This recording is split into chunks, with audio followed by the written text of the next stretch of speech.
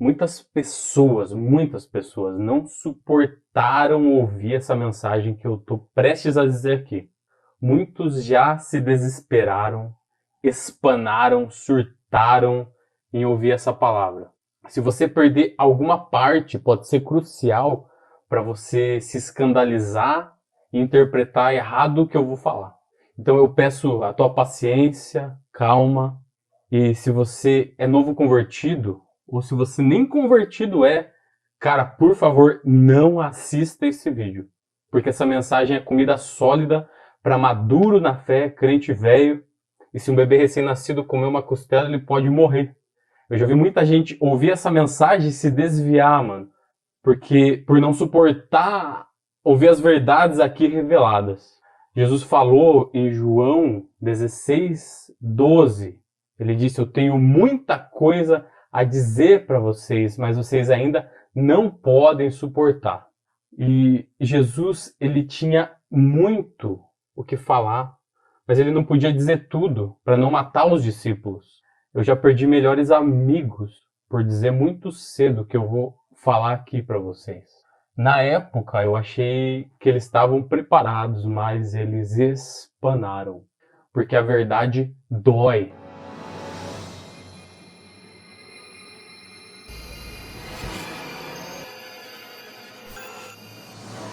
Então vamos lá, cara. Eu vou falar de 2 montes, 2 leis. Eu vou falar sobre o que o fogo consumidor produz em nós, a pobreza de espírito que ele produz em nós, e como o Novo Testamento ele é muito maior em glória, e quanto maior a glória, quanto maior o nível de glória, maior o nível de juízo. Então vamos lá para Hebreus 12:29, que vai ser o nosso texto principal aqui nesse vídeo. Hebreus 12:29 diz assim: porque o nosso Deus é um fogo consumidor. Cara, esse é um dos meus versículos preferidos, porque o nosso Deus é um fogo consumidor. Assim como ele é amor, ele é um fogo consumidor. E o que é esse atributo de Deus? O que significa Deus ser um fogo consumidor? Nesse vídeo eu vou falar da relação desse versículo com Mateus 5, o Monte das Bem-aventuranças, com o Monte Sinai, em como essa característica de Deus ser um fogo consumidor gera em nós pobreza de espírito. Eu vou falar também sobre a relação do Antigo Testamento com a pobreza de espírito, com o propósito da lei, a lei que aponta para Cristo. Então vamos voltar para o nosso texto base desse ano, que é Mateus 5, do 1 ao 3. Ele diz assim: vendo ele, Jesus, aqui, as multidões, subiu a montanha. Ao sentar-se, aproximaram-se dele os seus discípulos e pôs-se a falar e os ensinava, dizendo: bem-aventurados os pobres de espírito, porque deles é o reino dos céus. Bem-aventurados os pobres de espírito, porque deles é o reino dos céus.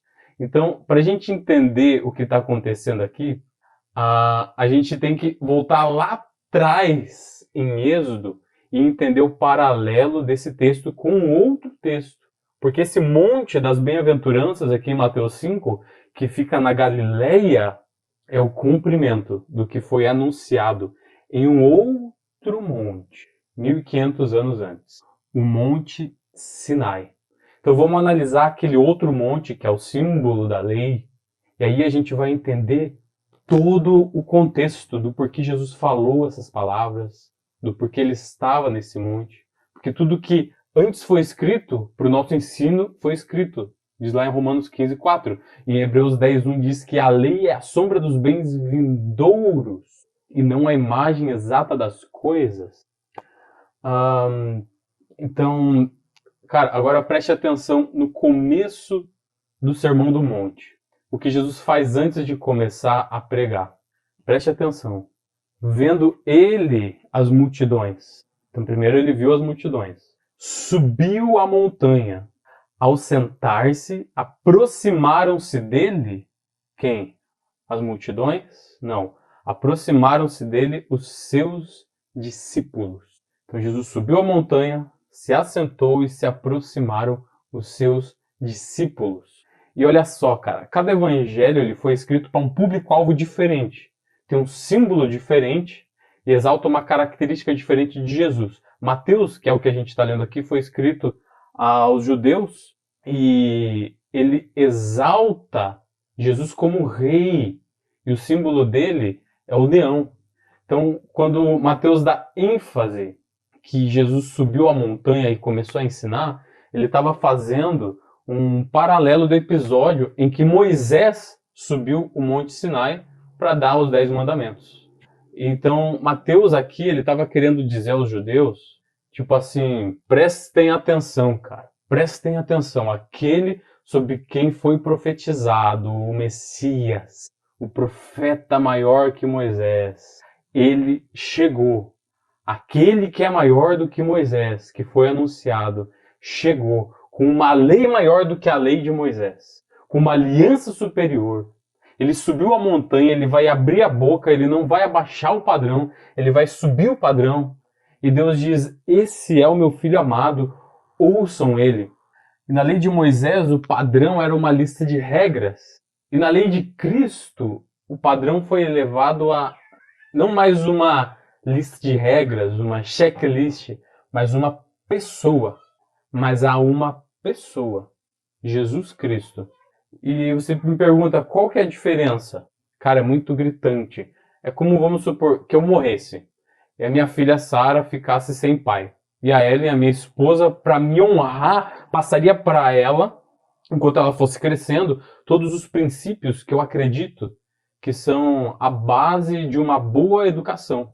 Então ele falaria para ela assim, filha, teu pai não gostaria de te ver mentindo, não gostaria de te ver roubando, filha, teu pai era um cara honesto, não queria que você fizesse isso, aquilo, teu pai era um cara carinhoso, então seja carinhosa também. Filha, teu pai não gostaria que você falasse assim com a mamãe e tal, e passaria uma lista de regras para ela do que eu gosto e do que eu não gosto. Agora, uma coisa é ela ter uma lista de regras das coisas que eu gosto e não gosto, e outra coisa bem diferente é eu estar vivo do lado dela, conviver com ela, estar junto, estar próximo, se relacionando, pertinho, tocando, vendo, cheirando. E pelo exemplo, ela do lado, ela vai aprendendo a ser como eu sou. E não por causa de uma lista de regras, mas pelo amor, pelo afeto, pela paixão. Então, a lei de Moisés era uma lista de regras sobre coisas que Deus gosta e não gosta. Mas na nova aliança, o próprio Deus desce. E agora a gente pode se relacionar com ele, cara. Aquele que nos deu a lista das coisas que ele gosta e não gosta, agora ele desceu. A gente pode se relacionar e imitar quem ele é. Agora, por relacionamento, por convívio, o Espírito Santo ao nosso lado nos guiando. E antes a gente tinha que imitar uma lista de regras, agora a gente tem que imitar uma pessoa. E sabe, a gente olha para a lei, e a lei, cara, a lei foi Deus quem deu. Deus foi quem deu a lei.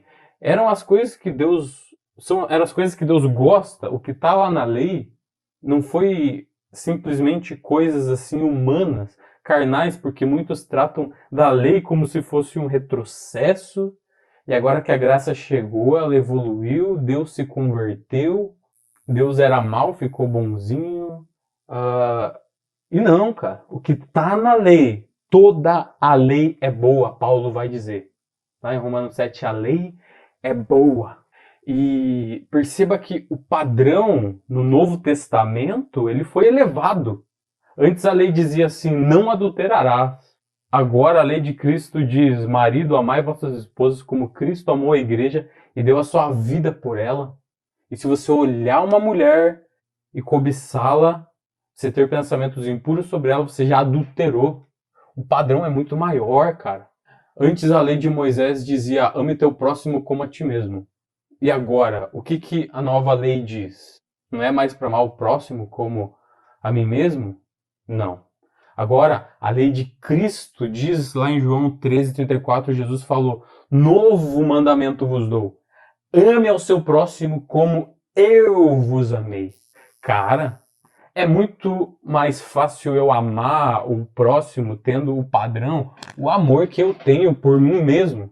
Agora, ter o padrão que Cristo tinha, que Cristo nos amou, esse padrão é muito mais elevado de amar o próximo como Cristo nos amou. Então muitos têm assim agora o tempo da graça, é um alívio.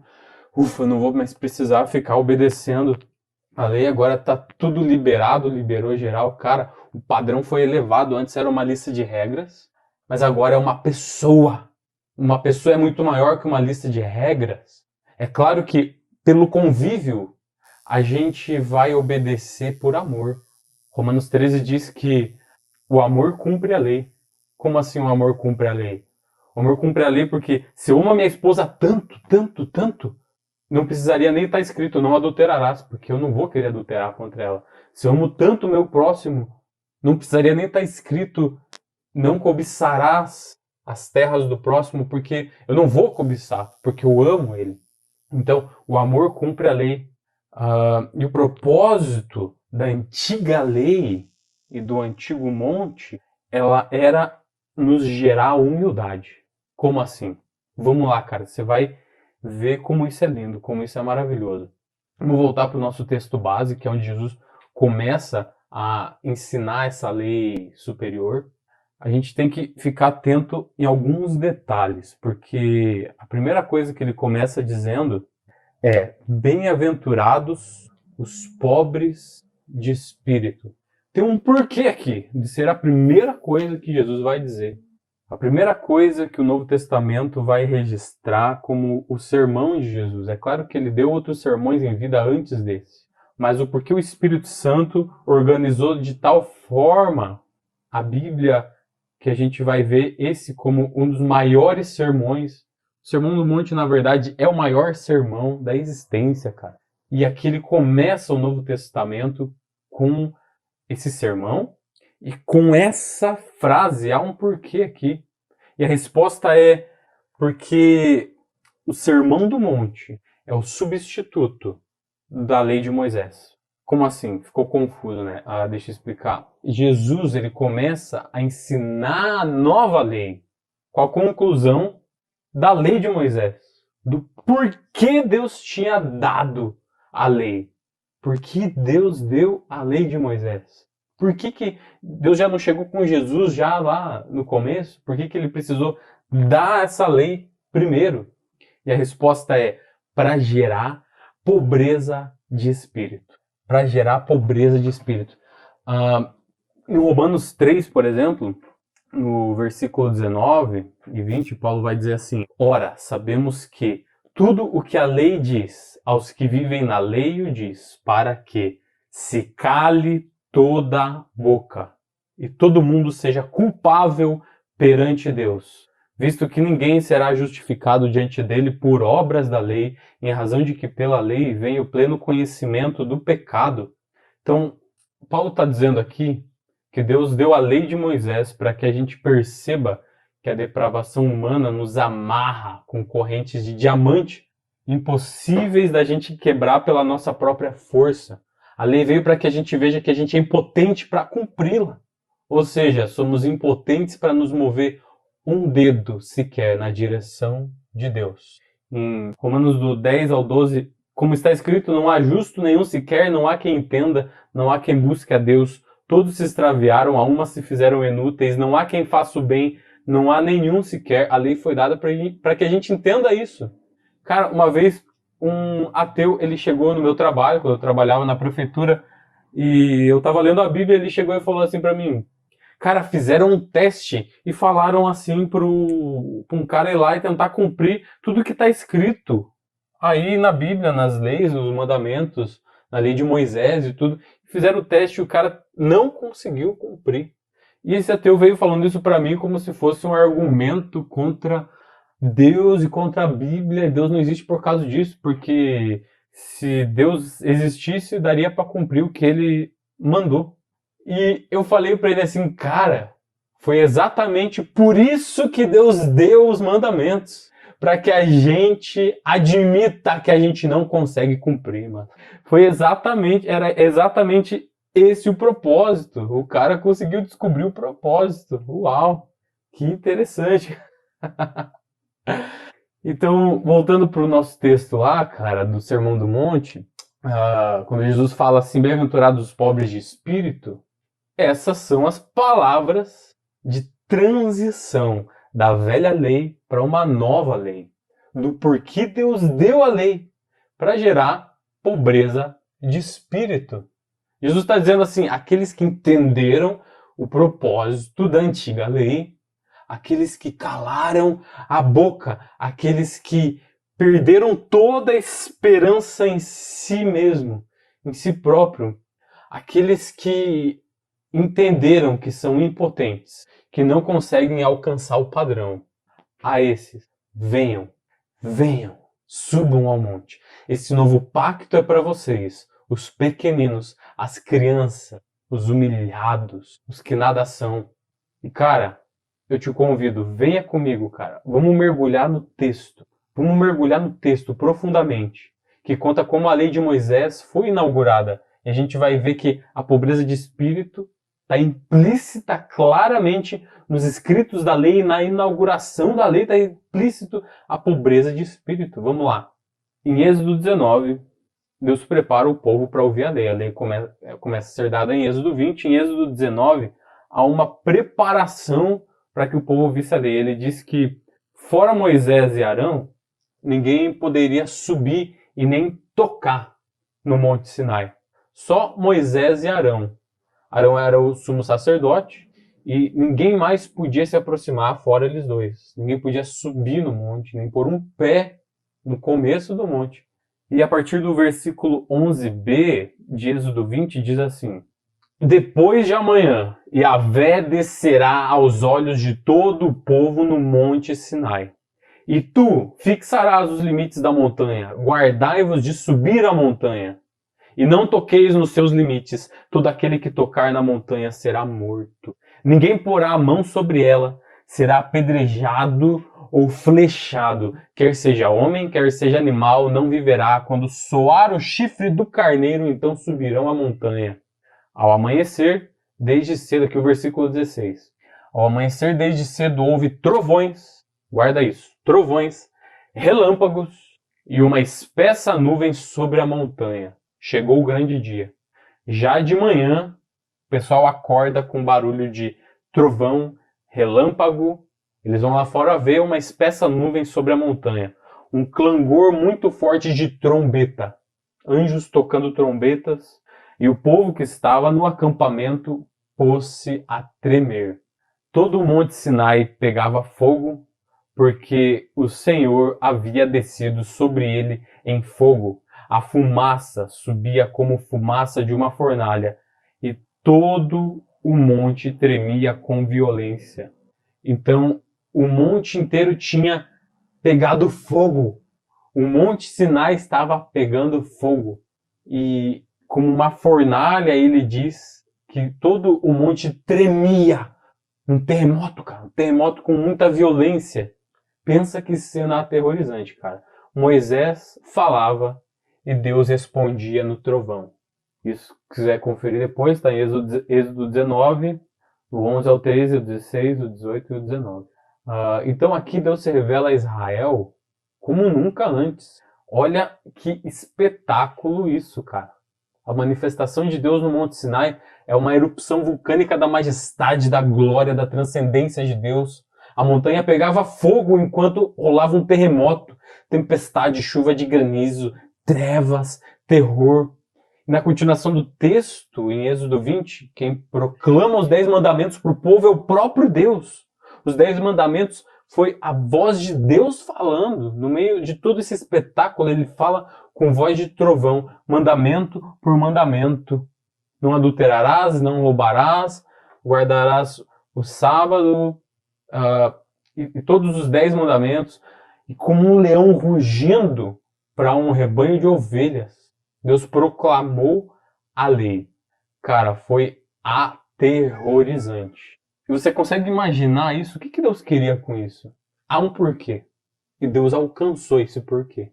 Deus, ele senta no Monte Sinai e proclama os 10 mandamentos em alta voz. Já pensou num paralelo com o Monte das Bem-aventuranças?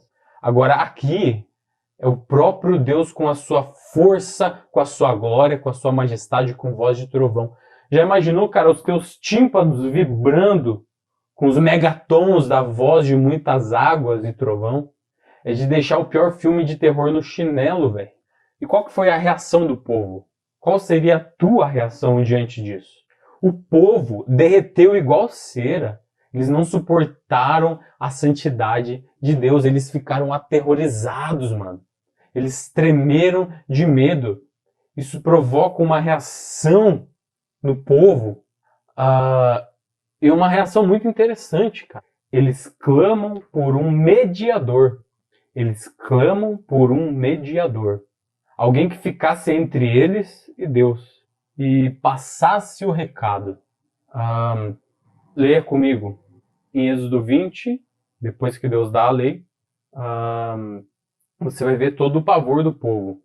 Êxodo 20, do 18 ao 21, diz assim: todo o povo presenciou os trovões, os relâmpagos, o som da trombeta e o monte fumegante. E o povo, observando, tremeu de medo e ficou de longe. Disseram a Moisés: fale-nos você e ouviremos.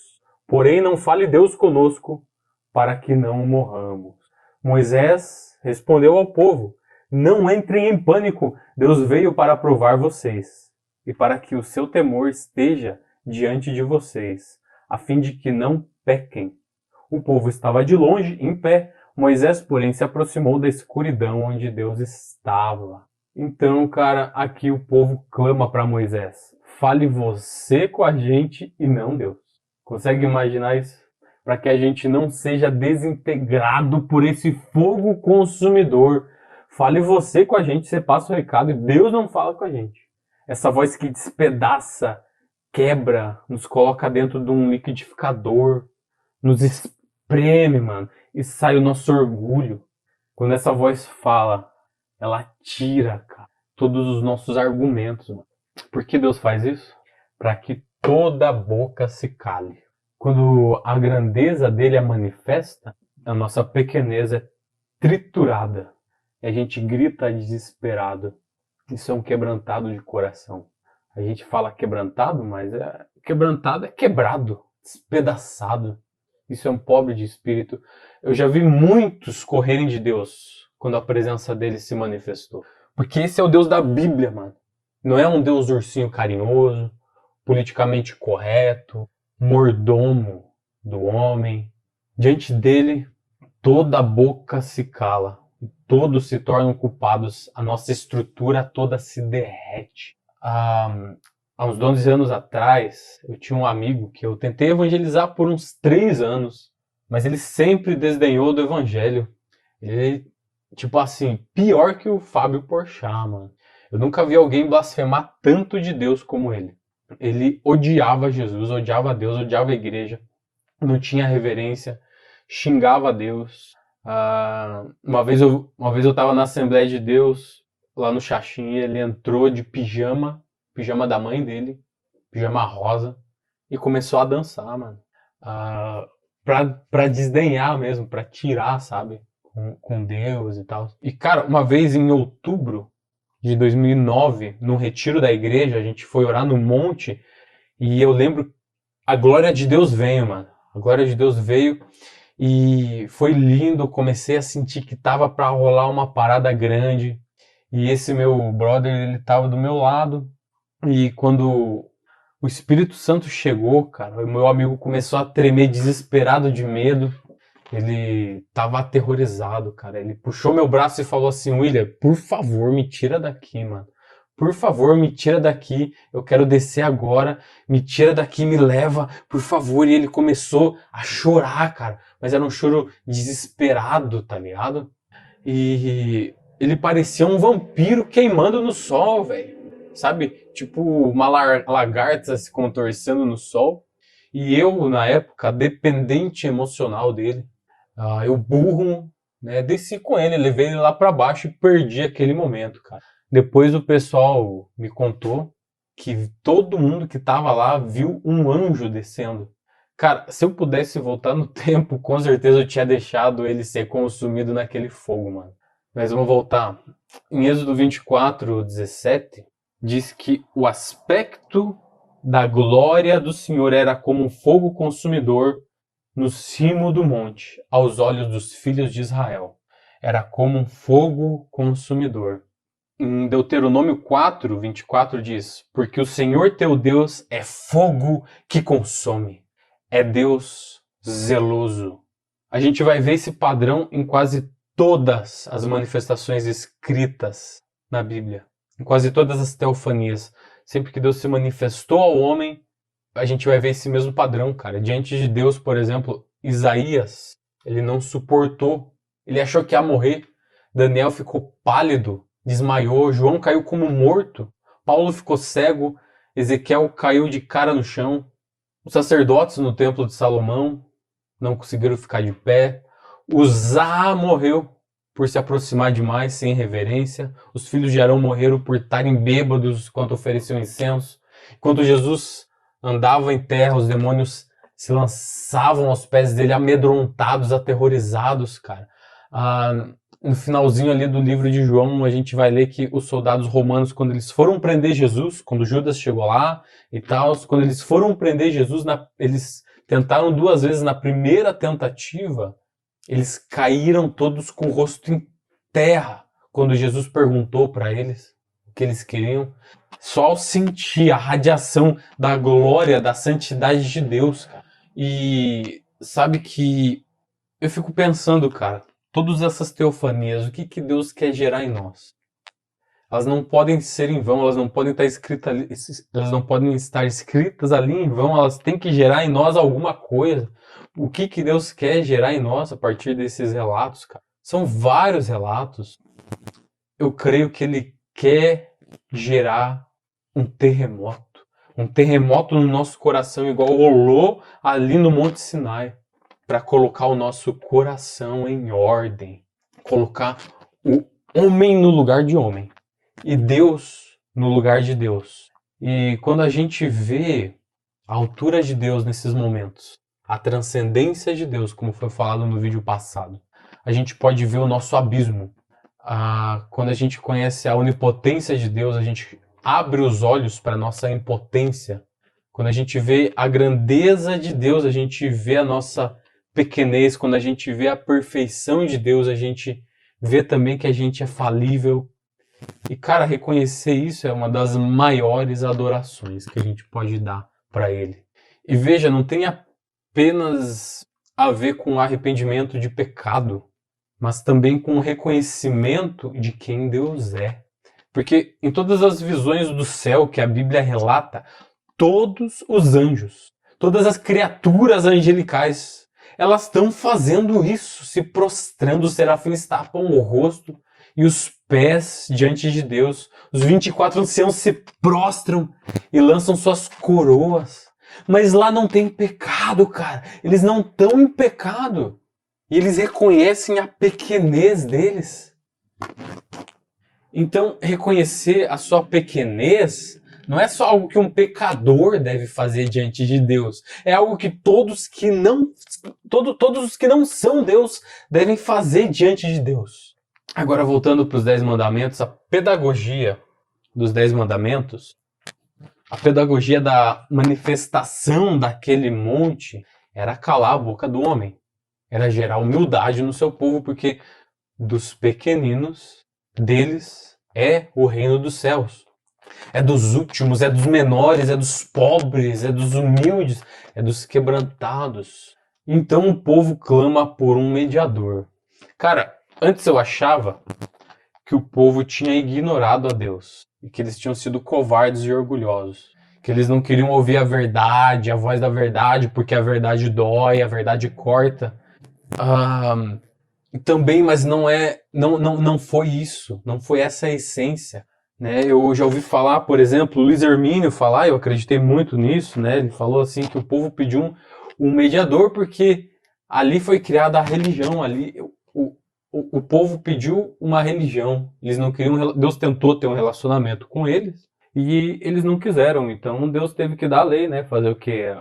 Deus teve que dar a religião e tudo mais, né? Tem aquela música também, né? Linda aquela música, né? Que fala assim: então me tira o medo que me faz dizer, Moisés, suba em meu lugar, me fazem, né? Tipo assim, é linda essa música. Ela não nega que Deus é fogo consumidor e ela faz a gente entender melhor essa humildade, que Deus é tempestade, né? Ele é a porta fechada também, não só aberta e tudo mais. Mas ali o propósito não era Deus. Deus não quer que a gente perca esse medo. Deus não quer que a gente perca esse medo, porque a gente vai ver que o povo não pecou. O povo não pecou por pedir um mediador. Era esse o propósito. Esse era o propósito de Deus ter dado a lei, ter se manifestado dessa forma. No versículo 17 de Deuteronômio 18, Deus elogia o povo por pedirem um mediador. Então o Senhor me disse a Moisés, o Senhor falou a Moisés, falaram bem aquilo que disseram. Ele está se referindo ao episódio do Monte Sinai. Falaram bem aquilo que disseram. É Deus quem está falando isso. Falaram bem em pedir um mediador e tremer de medo. E em Deuteronômio 5, do 23 ao 29, ele dá mais detalhes sobre essa reação do povo. E Deus ainda diz para Moisés que gostaria que eles tivessem essa reação de temor para sempre, para que tudo corresse bem para eles. Leia comigo. Contudo, quando ouvistes a voz que vinha do meio das trevas, enquanto a montanha ardia em fogo, vós, todos, chefes de vossas tribos e anciãos, aqui é Moisés quem está falando com o povo, vocês todos se aproximaram de mim para dizer, eis que Yahvé, nosso Deus, nos mostrou sua glória e sua grandeza, e nós ouvimos a sua voz no meio do fogo. Hoje vimos que Deus fala com o homem e este permanece vivo. Agora, pois, Moisés, por que morreríamos? Pois se continuarmos aqui, ao ouvir a voz de Yahvé, este grande fogo vai nos devorar. Nós vamos morrer.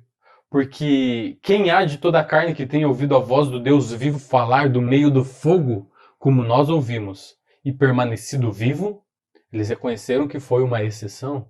E eles falam para Moisés, aproxima-te de Yahvé para ouvir tudo o que ele tem a nos dizer. Tu nos dirás tudo o que Yahvé, nosso Deus, te falar. Nós ouviremos e poremos em prática. Moisés continua a falar para o povo. Yahvé ouviu o tom das vossas palavras quando falastes comigo e me disse, eu ouvi, Moisés, o tom das palavras deste povo, as quais te disseram, tudo o que falaram é muito bom, Moisés. Quem dera que o coração deles fosse sempre assim, que me temessem e observassem em todo o tempo os meus mandamentos, de modo que tudo corresse bem para eles e seus filhos para sempre. Cara, leia Deuteronômio 5, do 23 ao 29, está escrito exatamente isso. É como se a gente nunca tivesse lido isso. É incrível. Deus, ele elogia a humilhação do povo, o medo do povo, o povo pedir por um mediador. Deus elogia a pobreza de espírito. Ele diz, tudo o que falaram é muito bom. Quem dera que o coração deles fosse sempre assim. Então, cara, no Monte das Bem-aventuranças, Jesus elogia quem continuou se humilhando assim perante Deus. Bem-aventurados os pobres de espírito, porque deles é o reino dos céus. Moisés diz que esse temor, essa pequenez, essa pobreza de espírito geraria santificação no povo. Em Êxodo 20, do 19, ele diz, Deus veio para vos provar e para que seu temor esteja diante de vós, a fim de que não pequeis. Cara, perceba a riqueza disso. Enquanto era inaugurada a lei, o povo admitiu por um momento que não poderia se achegar a Deus por eles mesmos, por seus próprios esforços, porque eles seriam consumidos, porque eles seriam mortos, porque eles eram impotentes diante do padrão exigido. O primeiro passo, cara, para que a santidade seja gerada na gente, é a gente admitir a impotência em se aproximar de Deus, em alcançar o padrão exigido. É admitir a nossa fraqueza, é desistir, cara. É erguer a bandeira branca, é falar socorro. Em Romanos 7, diz que Deus colocou o pecado em relevo através da lei. Então, não é que o pecado não era tão ruim e a lei deixou ele pior. Também, mas não era só isso. É que o pecado sempre foi muito ruim. O pecado sempre foi muito ruim, mas nessas manifestações de Deus, e quando a lei é dada, a gente vê o quão ruim o pecado é. E a lei, ela destaca que a gente precisa de um mediador, que a gente é pobre, incapaz, vazio e que a lei nos convence, cara, que a gente tem fome, que a gente tem sede, que a gente está doente, que há algo de errado dentro da gente, que a gente precisa de outro para lutar por nós. Esse é o propósito da lei. No momento em que Deus mostra o lado dele de fogo consumidor, Deus cumpre o propósito, gerando temor no povo. O povo fala para Moisés ser o mediador entre eles e Deus. Esse era o propósito. O homem perceber que não tem estrutura para se aproximar de um Deus triplamente santo e que precisa de um mediador. E é aí que Moisés ele faz algo incrível. Ele tira a glória de si próprio e ele profetiza que Deus vai enviar um mediador. Em Deuteronômio 18, do 15 ao 19. O Senhor, teu Deus, te suscitará um profeta do meio de ti e de teus irmãos, semelhante a mim. A ele ouvirás, segundo tudo o que pedistes ao Senhor teu Deus, em Horebe, no monte Sinai, quando reunido o povo, e disseram: não ouviremos mais a voz do Senhor, nosso Deus, nem mais veremos este grande fogo, para que não morramos. Então o Senhor me disse: falaram bem aquilo que disseram. Suscitar-lhes-ei, os darei, um profeta do meio de seus irmãos, semelhante a ti, em cuja boca porei as minhas palavras, e ele lhes falará tudo o que eu lhe ordenar. De todo aquele que não ouvir as minhas palavras, que ele falar em meu nome, disso lhe pedirei conta. Então Deus provocou medo no povo para incitá-los a clamar por Cristo. Deus falou: falaram bem aquilo que disseram. Então eu vou mandar um profeta semelhante a ti, Moisés, que vai falar tudo o que eu disser. E é o que acontece exatamente no Monte das Bem-aventuranças, mano. E ele fala: quem não ouviu o que ele disser, eu vou pedir conta. Ai, ai, ai. Então veja, cara, Cristo, ele é a resposta de Deus para construir em nós uma estrutura que possa se aproximar do monte sem sermos consumidos, que possa se aproximar da presença de Deus sem ser consumido. Deus, ele promete enviar um mediador. E 1500 anos depois, o prometido vem, o Messias vem, o ungido vem. E é por isso que a lei foi uma pedagoga que levou o homem a Cristo. Lá em Gálatas 3, do 19, no versículo 19 e no 24, ele diz assim: então, qual é o propósito da lei? Ela foi acrescentada depois que a promessa foi dada, a fim de mostrar aos homens o quanto eles são culpados em quebrar as leis de Deus, até que viesse o descendente que seria o mediador sobre quem a promessa de Deus foi feita. De maneira que a lei nos serviu de pedagoga para nos conduzir a Cristo, a fim de que fôssemos justificados por fé. E o que uma pedagoga faz? No grego, pedagogia significa literalmente conduzir a criança. Então a lei pegou o homem pela mão e conduziu até Cristo. É por isso que Jesus fala em Mateus 5, logo após proclamar as bem-aventuranças: eu não vim anular a lei, eu vim cumpri-la. Por quê? Porque em Cristo todas as coisas da lei se cumprem. Primeiro, Deus nos convence que a gente tem fome. E depois ele envia para a gente o pão da vida. Primeiro ele nos convence que a gente tem sede, depois ele envia a fonte de águas vivas. Primeiro ele convence a gente que a gente não tem estrutura e depois ele se encarna na nossa estrutura de natureza pecaminosa e se aproxima de nós para gerar em nós uma estrutura imortal, um corpo glorificado que possa ficar na presença dele eternamente. Um corpo santificado que aguenta ficar na presença de um Deus que é fogo consumidor. E em Mateus 5, o Messias, ele vê a multidão e ele sobe no monte. E os seus discípulos se aproximam. Algo diferente aqui. No Sermão do Monte, uma nova lei é dada e o próprio Deus fala novamente, mas em outro formato. O próprio Deus, assentado em cima de um monte, ele fala, mas em outro formato. Agora como Deus homem, o Filho encarnado, o mediador. Não é mais Moisés que fala, Filho do homem. Ele é o mediador. Ele é o mediador homem de uma nova aliança. Como Paulo diz, porque não temos outro mediador, senão Cristo Jesus, homem. Não temos outro mediador, ele é o único capaz de fazer esse caminho por nós. E ao mesmo tempo, ele é o próprio Deus.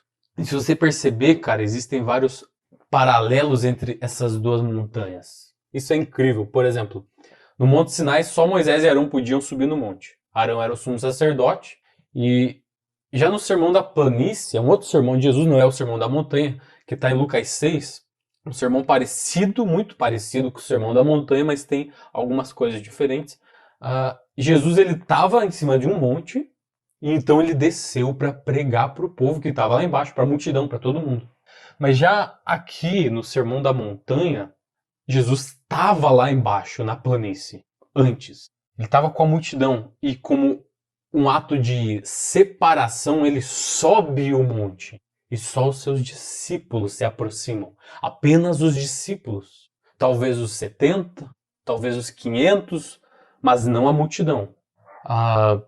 Assim como só Moisés e Arão podiam subir no monte, agora só Jesus e os discípulos sobem no monte. Ele senta no monte e os discípulos se aproximam. O que é isso? É a anunciação do sacerdócio universal. Deus queria fazer um novo povo de sacerdotes.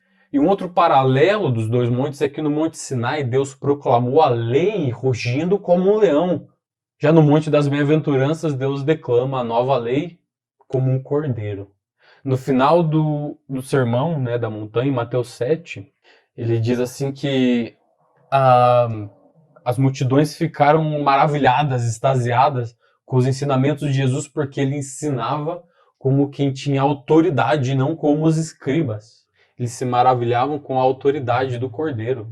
Jesus, o mediador, é o Cordeiro que proclamou a lei com autoridade. E em Êxodo 19:13, que fala da preparação do povo para o espetáculo que haveria de vir em Êxodo 20, do Monte Sinai, do fogo consumidor e tudo, tem um tesouro escondido ali, cara, que a gente passa batido, a gente não presta atenção. Mas tem um detalhe que a gente vê ali, diz assim, em Êxodo 19:13, todo aquele que tocar na montanha será morto. Ninguém porá a mão sobre ela, será apedrejado ou flechado, quer seja homem, quer seja animal, não viverá. Quando soar o chifre do carneiro, então subirão a montanha. Quando soar o chifre do carneiro, então subirão a montanha. Cara, esse versículo é um grande enigma. Não podia subir, todo mundo ia morrer, quem subisse ia morrer. Mas quando soasse um chifre do carneiro, aí eles poderiam subir a montanha. E o interessante, o curioso é que não tem nenhum versículo na Bíblia, não tem nenhum registro, nem antes nem depois, que relate que o povo subiu na montanha, no Monte Sinai, depois que tocou um chifre de carneiro. Então parece que esse versículo está meio perdido aí, né? O que é então esse chifre de carneiro? Na verdade, cara, esse versículo aponta para Jesus. Chifre, na Bíblia, significa autoridade. Quando soar a autoridade do cordeiro, então subirão a montanha. Um outro tesouro escondido nesse texto é que o termo hebraico para chifre de carneiro é uma palavra só, Yobel.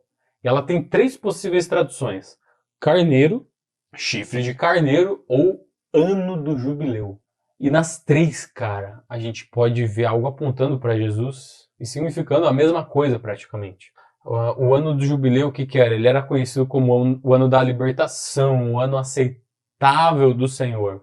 Cada 49 anos era o ano que todas as dívidas eram perdoadas, os escravos eram libertos, as terras eram devolvidas aos donos originais. Esse é o ano aceitável do Senhor, o ano da libertação, mas que ele apontaria para uma libertação muito maior.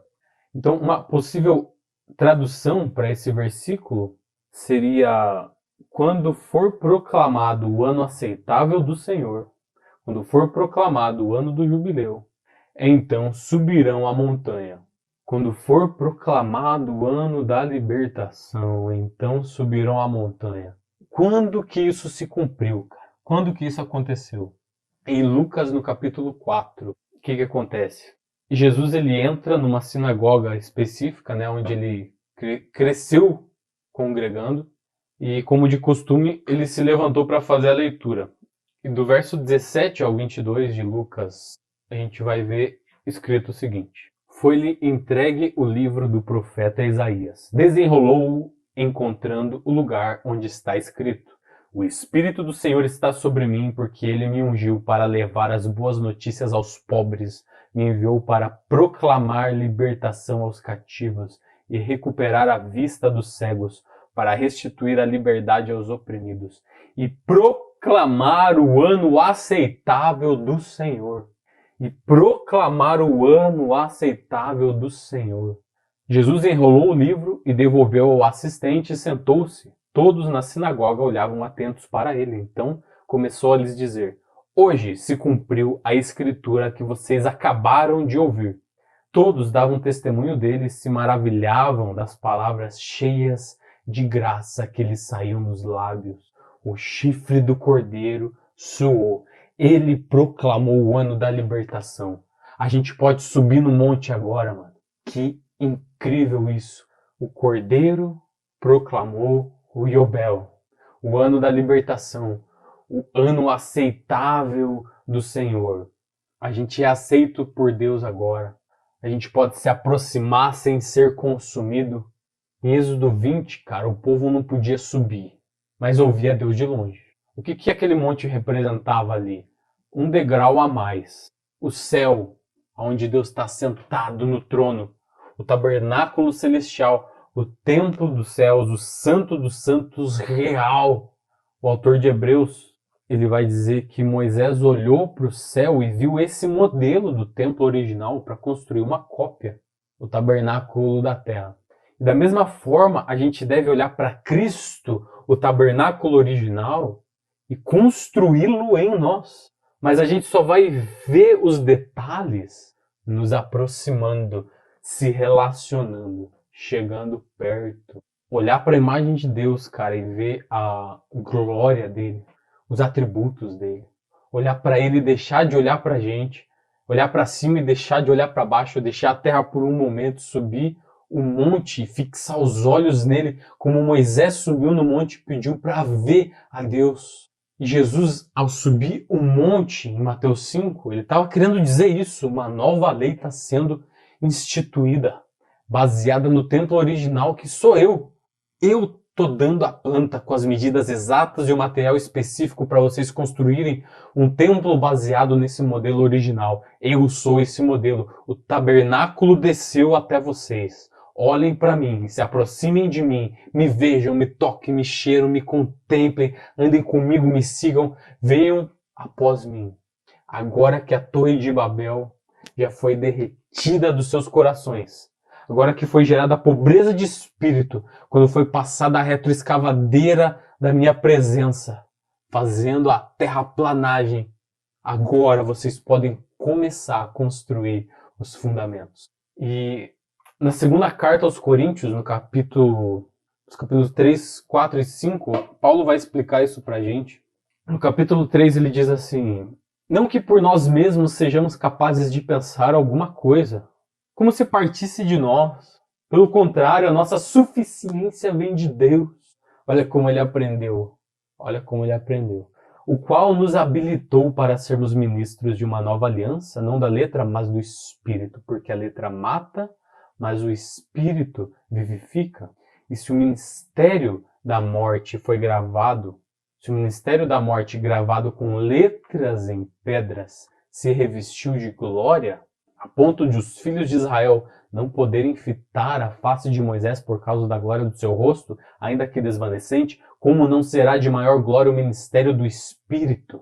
Porque se o ministério da condenação foi glória, em muito maior proporção será glorioso o ministério da justiça. Porque se o que se desvanecia teve sua glória, muito mais glória tem o que é permanente. Tendo, pois, tal esperança, servimos-nos de muita ousadia no falar. Agora, o Senhor é Espírito, e onde está o Espírito do Senhor, aí há liberdade. E todos nós, com o rosto desvendado, contemplando como por espelho a glória do Senhor, somos transformados de glória em glória na sua própria imagem. Estão próximos, contemplando como por espelho e sendo transformado, como uma planta perante o sol, que absorve a luz e faz a fotossíntese. No capítulo 4, no versículo 7, ele diz assim: temos, porém, este tesouro em vasos de barro, para que a excelência do poder seja de Deus e não de nós. Vê a pobreza de espírito? Capítulo 5, de sorte que somos, no versículo 20, de sorte que somos embaixadores em nome de Cristo, como se Deus exortasse por nosso intermédio. Em nome de Cristo, pois rogamos que vos reconcilieis com Deus. Cara, perceba a comparação e o contraste que Paulo faz da lei de Moisés com a nova aliança. Ele diz que se o ministério da morte se revestiu de tamanha glória, como não será de maior glória o ministério do Espírito? A glória do Novo Testamento, a graça da nova aliança, é muito maior, porque o Velho Testamento era apenas uma sombra do que haveria de vir. Agora atente numa coisa, cara. Quanto maior o nível de glória, maior o nível de juízo. Quanto maior o nível de glória, maior o nível de juízo. Por exemplo, por que Satanás e os seus anjos não têm perdão?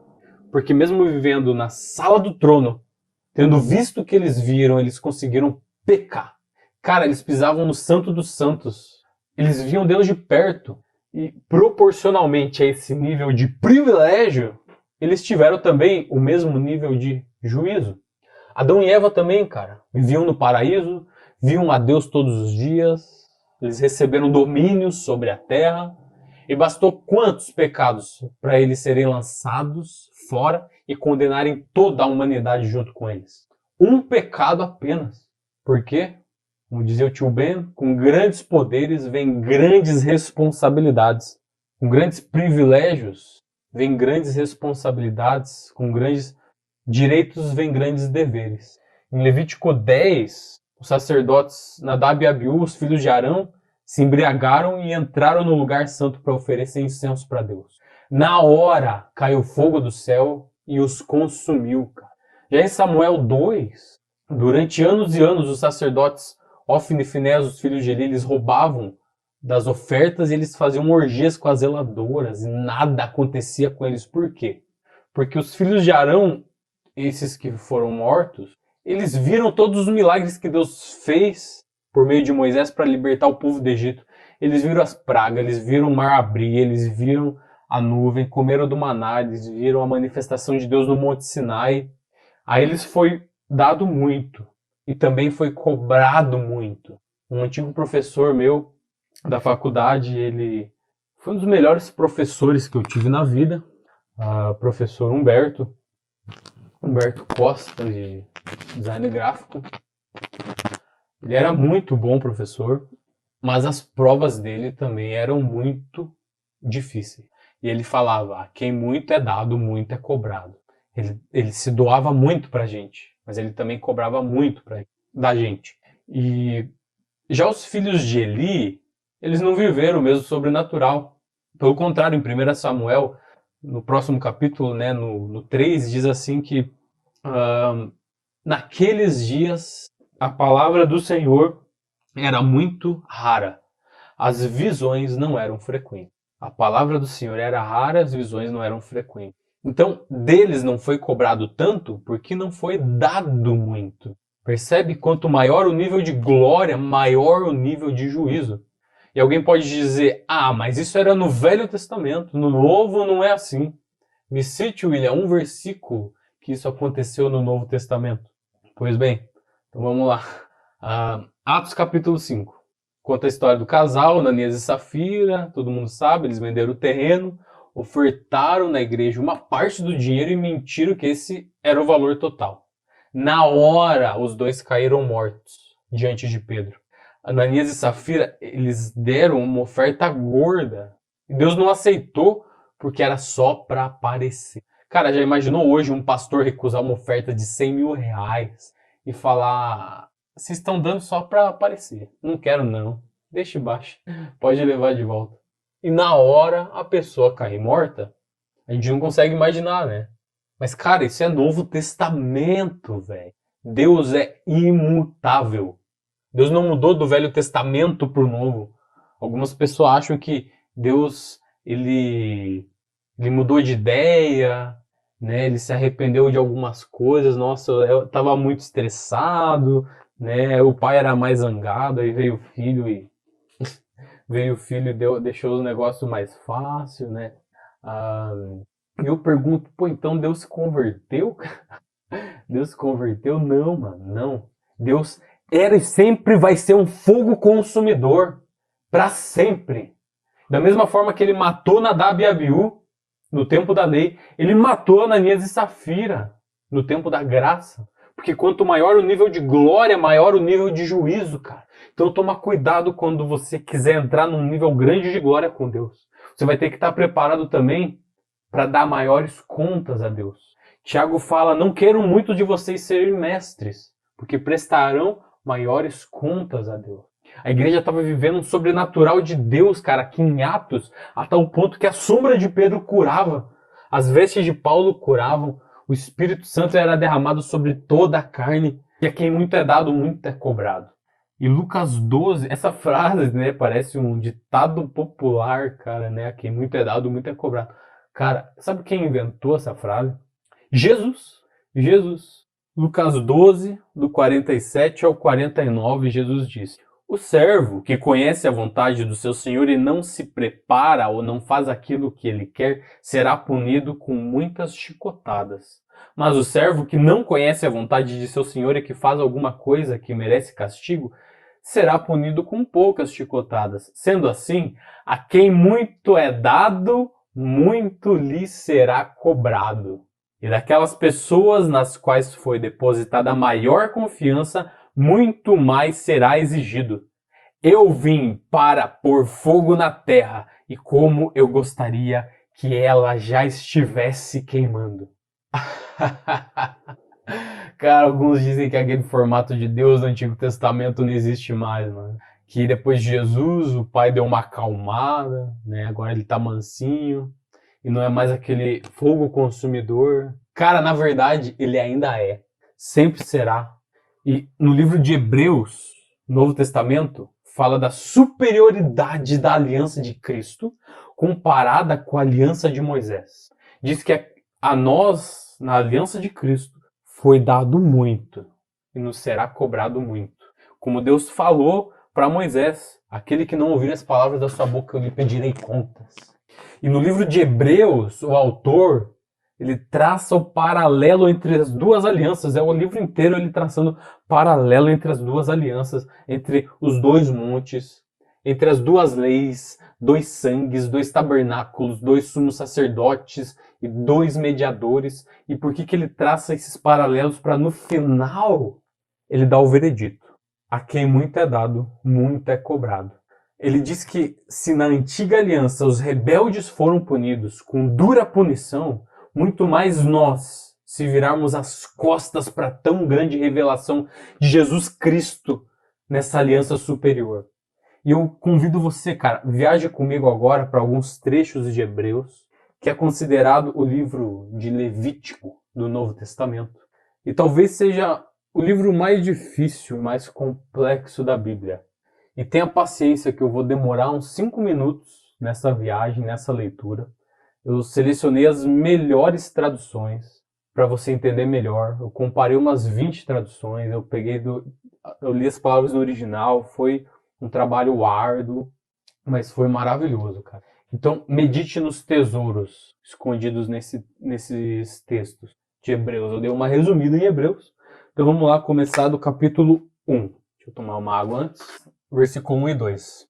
Havendo Deus outrora falado de muitas formas e muitas vezes aos pais pelos profetas, nesses últimos dias nos falou pelo Filho, a quem constituiu o herdeiro de todas as coisas, pelo qual também fez o universo.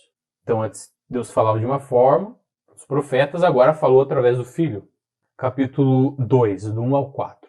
Por essa razão, devemos levar muito mais a sério estas verdades ouvidas, para não escorregarmos.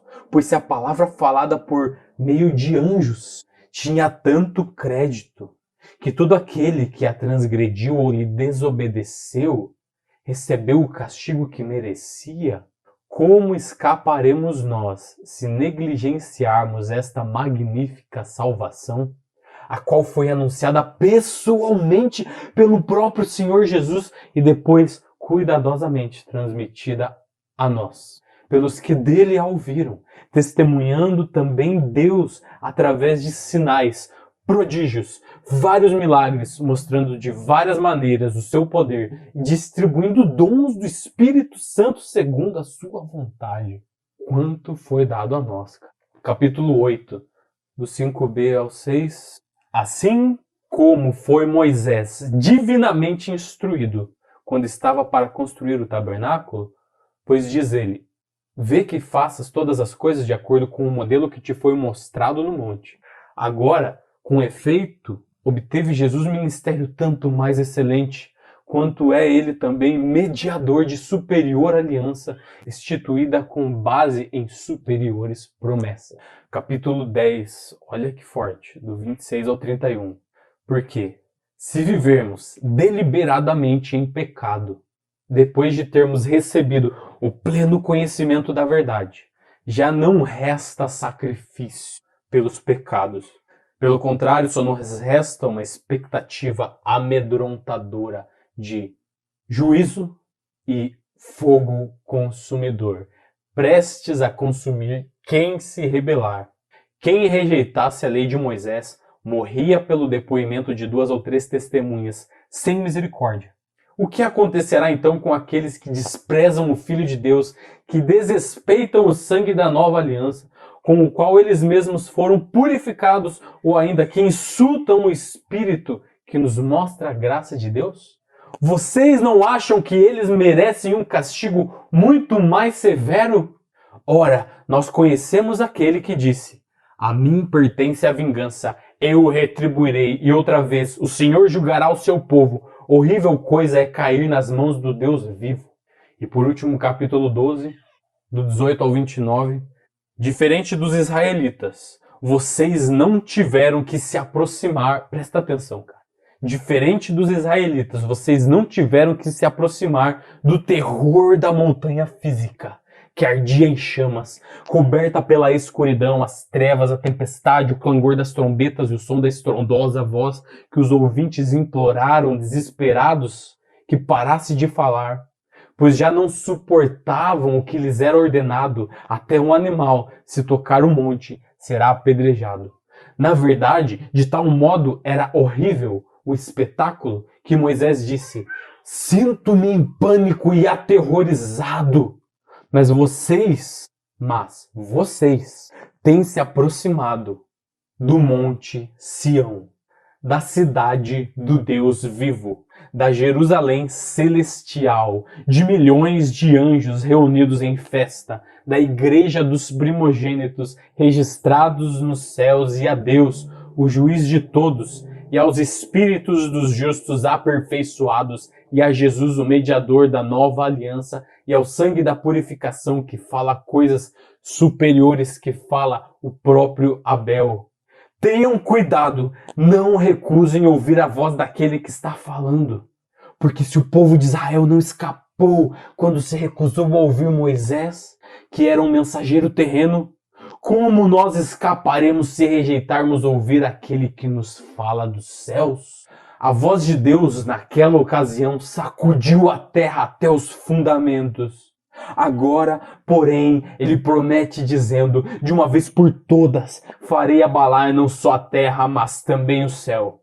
Ora, essa palavra, de uma vez por todas, significa a remoção das coisas abaláveis para que o que é inabalável permaneça. Portanto, recebendo nós um reino inabalável, nos agarremos à graça através da qual serviremos de modo agradável a Deus, com reverência e santo temor.